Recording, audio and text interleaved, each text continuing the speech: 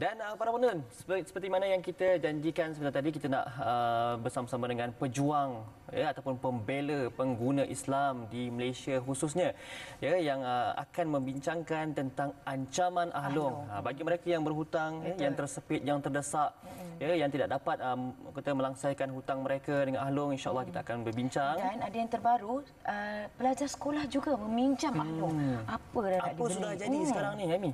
Tak tahu.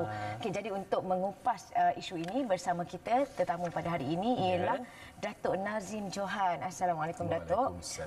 Setiausaha Persatuan Pengguna Islam Malaysia PPIM. Selamat datang. Okey, jadi kita nak hold dulu. Okay, kita akan lihat dulu playback yang telah kami sediakan untuk anda.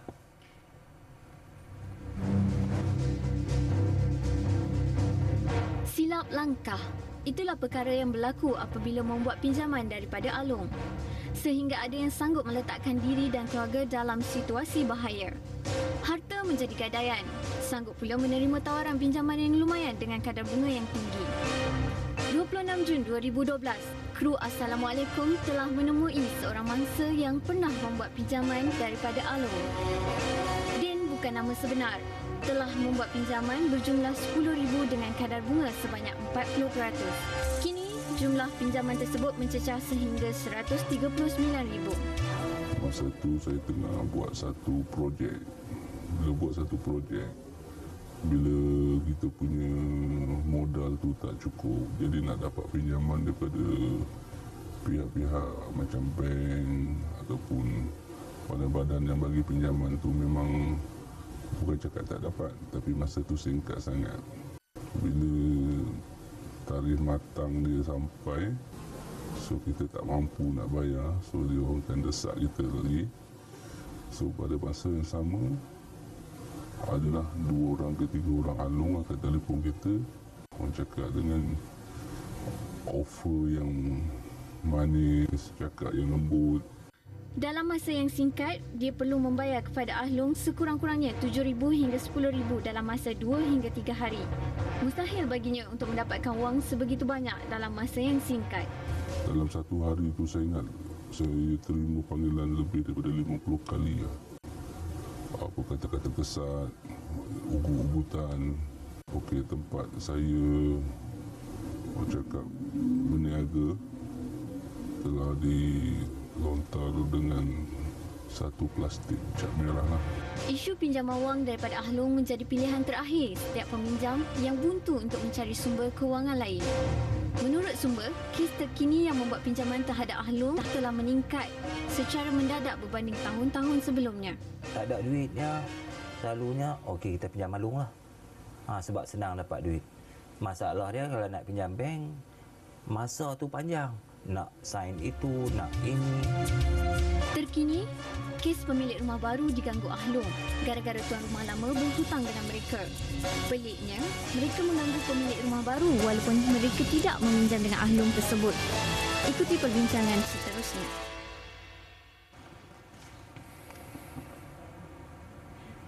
Itulah ancaman Ahlong ya. Kadang-kadang kita lihat di rumah disembur cat merah dan sebagainya, dan ada yang paling menyedihkan apabila mereka menekan, mengugut dan berhari-hari mengejar peminjam ini, dan akhirnya peminjam ini mengalami tekanan, seterusnya membunuh diri. Dan tapi kadang-kadang peminjam pun tak serik bila dia dah berhutang dengan Ahlong, Ahlong dah cari dia hutang lagi dengan Ahlong lain pula. Tapi mungkin bukan kata kita nak nyalahkan mereka yang meminjam, tapi barangkali mereka mempunyai masalah yang kita semua tak tahu.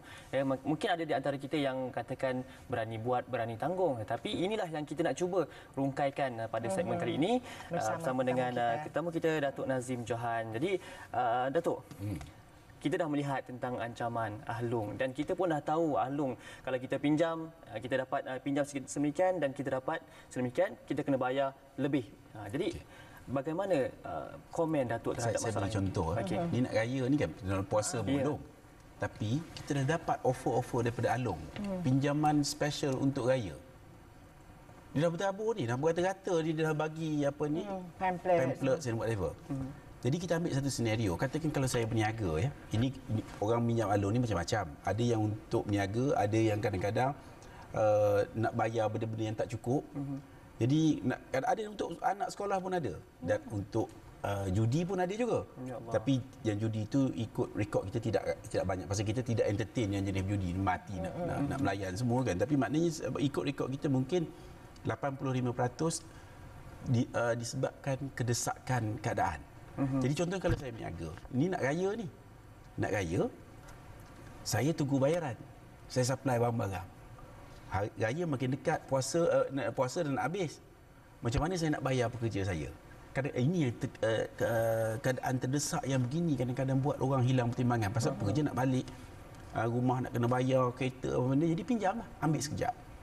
Kalau ambil je sebelum raya, dia kadang-kadang seminggu tu dia dah kacau. Kadang-kadang walaupun dijanji 2 minggu, tapi kadang-kadang ada juga yang hari-hari ni.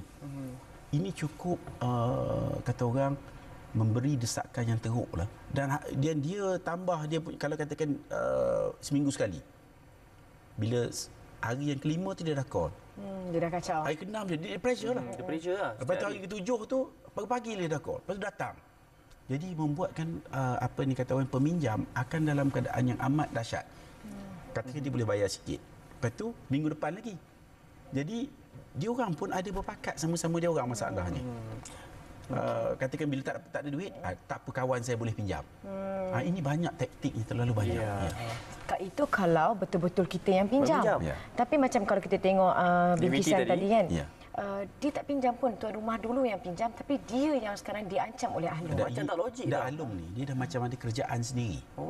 Maknanya dia buat suka hati dia je. Suka hati Memang dia suka hati. Contohnya macam kalau kita pergi bersama, saya pinjam ke Alung, ikut tu pun akan menjadi masalah pada dia. Kalau saya tak bayar, saya lari.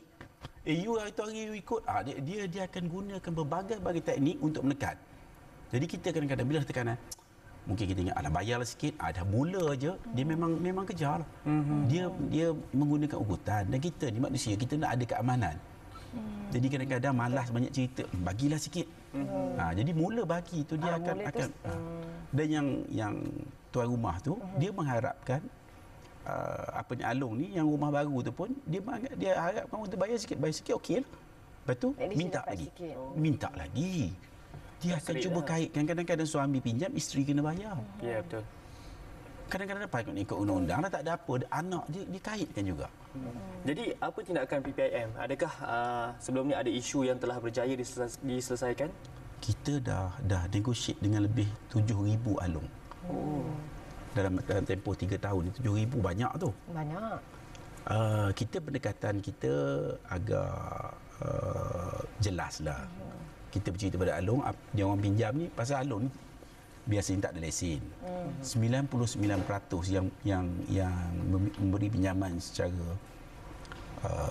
secara haram ini, dia bebas. Jadi dia tak takut. Kadang-kadang bila dia iklan, dia gunakan lesen orang lain. Jadi nak pinjam tu orang lain yang datang.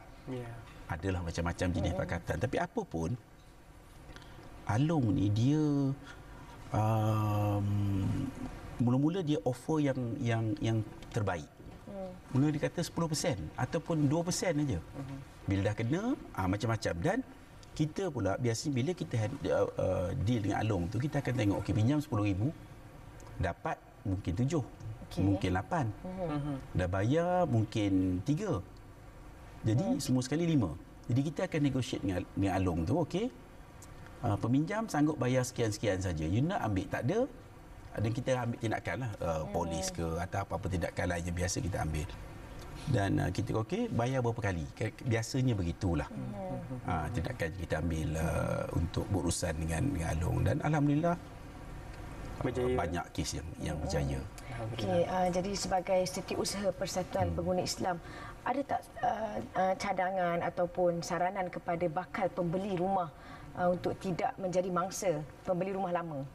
Sebenarnya susah sikit sebenarnya. Apa yang pembeli nak tahu, kadang-kadang dia beli rumah lelong. Betul. Dia beli rumah yang orang jual, ada lawyer, dia pun tak tahu, tiba-tiba datang mengganggu. Tapi ini adalah hakikat yang kita perlu atasi. Dan kalau benda ni terjadi, boleh datang menjumpa kita ataupun buat laporan polis. Jadi Datuk, kalau misalnya bagi mereka yang ingin meminjam ni, terutamanya meminjam Alung ni, mereka mengatakan pinjam Alung ni cukup mudah, senang, cepat. Adakah masalah sekarang ni, adakah punca kata ancaman Alung ni ataupun masalah Alung ini disebabkan oleh kerenah birokrasi agensi kerajaan ataupun perbankan? Antaranya lah. Antaranya. Secara general kalau kita nak pinjam duit, dan memang begitu, patut juga. Kadang-kadang proses tu mungkin memakan masa. Tapi kadang-kadang ada juga proses-proses yang memakan lebih daripada jangkaan masa. Contohnya bank kata dalam sebulan. Tapi kalau saya berniaga, kadang-kadang disebabkan macam-macam keadaan hari ini, blacklist lah, CTOS lah, CCRIS lah, menyebabkan pinjaman itu kan dulu saya jamin orang saya nak clear dan dia nak perlu rekod yang baik. Jadi daripada sebulan, ada bekas cerita ni, kes doktor ni, dia nak buka klinik tambahan saja. Dia dah ada klinik, dia nak buka sebelah. Jadi kata bank, ini profesional dalam sebulan dapat. Jadi dia nak mulakan kerja, tak apalah dia pakai duit dia dulu. Lepas tu, rupanya dalam proses tu, proses biasalah orang ni cuti lah, sakit lah apa benda, tarik 2 bulan. Dah tak ada duit, kontraktor nak duit. Rolling lah. Ambil duit kawan pula sekejap. Kata bank kata mungkin 2 minggu lagi. Dah 2 minggu tak dapat juga. Rupanya dia tengok-tengok pula nak dapat duit esok lusa. Oh, you ada rekod lama, you jamin orang. Lepas tu dah lah menjadi masalah pada dia duit nak kena bayar.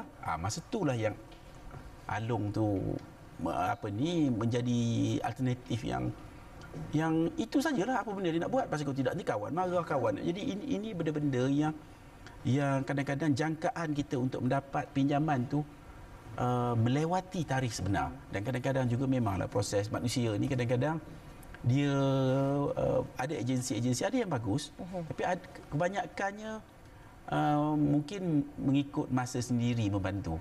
Jadi daripada proses 1 bulan mungkin 3 bulan, ada yang setahun pun ada. Ini memang biasa. Jadi kita tahu birokrasi ini juga boleh menyebabkan rolling duit yang ada pun dia stuck. Tunggu bayaran, benda tak datang, jadi apa nak buat? Ni elektrik nak potong ni. Anak nak sekolah, kereta nak bayar, rumah nak kena bayar. Jadi inilah antara yang paling mudah. Alung ni kalau kita telefon daripada TV Hijrah datang sekejap lagi dia mai. Dia mudah, dia tak payah banyak cerita. Jadi ini adalah antara masalah yang masyarakat perlu sedar, dan saya rasa ini juga menjadi tanggungjawab semua anggota masyarakat untuk mengatasi masalah ini. Mungkin sukar nak dibendung sepenuhnya, tapi kalau setiap orang daripada setiap kita bersungguh-sungguh. Pasal hari ini bukan kita, tapi esok mungkin saudara kita, lusa mungkin. Sebab dia makin lama dia makin banyak. Pasal nak raya ni payment tak masuk lagi macam mana ni? Lepas tu kadang-kadang bila tak ada payment, kita macam-macam kita kekangan masyarakat lah, keluarga lah. Komitmen banyak ni. Jadi bila benda ni terlewat, dia akan menjadi satu tekanan yang amat dahsyat, menyebabkan itu yang paling mudah. Jadi mungkin pihak-pihak Baitul Mal, tapi kalau Baitul Mal nak bayar pun kalau ikut kadar Alung, duit sebukit pun tak cukup. Jadi dia kena maknanya kalau Baitul Mal mungkin menggunakan asnaf yang orang berhutang itu, kita boleh berbincang, kita bayar kos saja.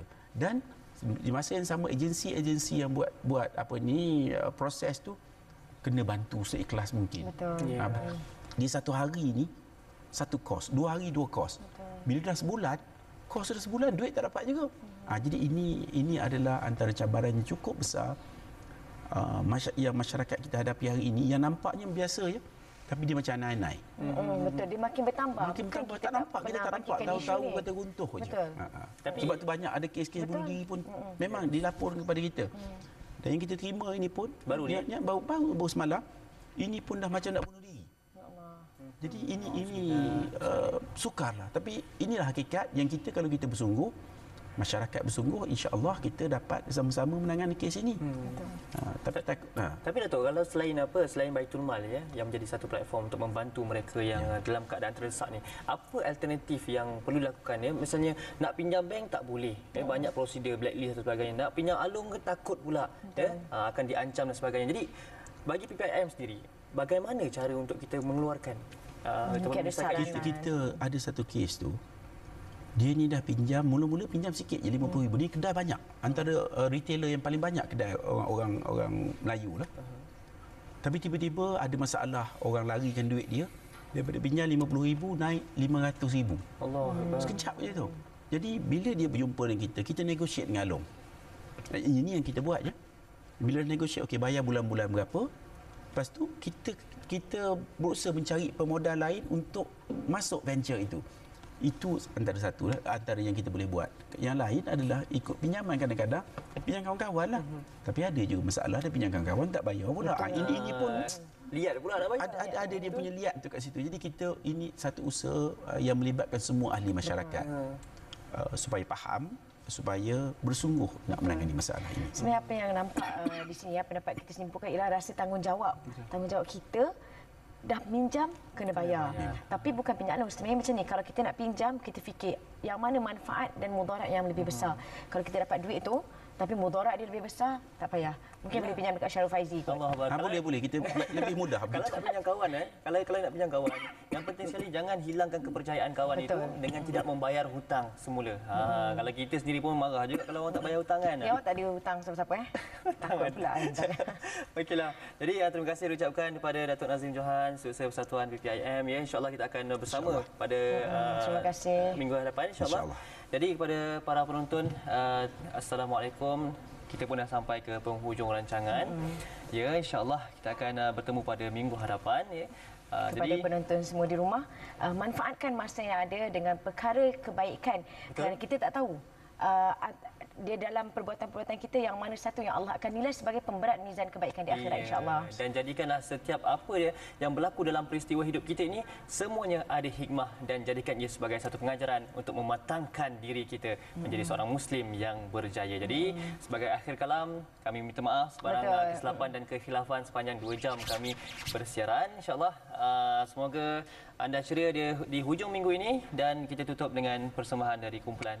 Okey, tapi sebelum tu kita kena ingat kita war-warkan sekali lagi, insya-Allah pada hari minggu hadapan hari Khamis minggu hadapan kita akan adakan program bicara di TV ataupun pada 5 Julai. 5 Julai pada jam 9 malam Jadi jemputlah ramai datang untuk memeriahkan majlis ini yang mana kenapa kita perlu, kalau bukan kita siapa lagi untuk memeriahkan majlis keagamaan dan juga mengajak masyarakat ke arah perkara kebaikan sebegini. Dan ini juga merupakan dakwah. Jadi jangan fikir dakwah ni ustazah je ke, ustaz je ke. Dakwah ni semua orang kena buat. Da'a iaitu yad'u, mengajak, menyeru kepada perkara kebaikan. Hatta kalau saya cakap kan, tu sampah tolong ambil. Itu juga adalah dakwah insya-Allah. Okay, dan kepada mereka yang berada di Ampang Jaya dan juga untuk pengetahuan anda semua seperti mana yang kita telah hebahkan pada semalam, iaitu program Hari Hidrografi Sedunia anjuran TLDM pada semalam dan juga hari ini. Jadi pada anda bolehlah mengunjungi Hari Hidrografi Sedunia, Hari terbuka Pusat Hidrografi Nasional TLDM. Ya, di Bandar Armada Putra. Okey. Jadi sebagai penutup bicara, dan juga penyeri kata tirai penutup kita ini bersama dengan kumpulan Al Husna dengan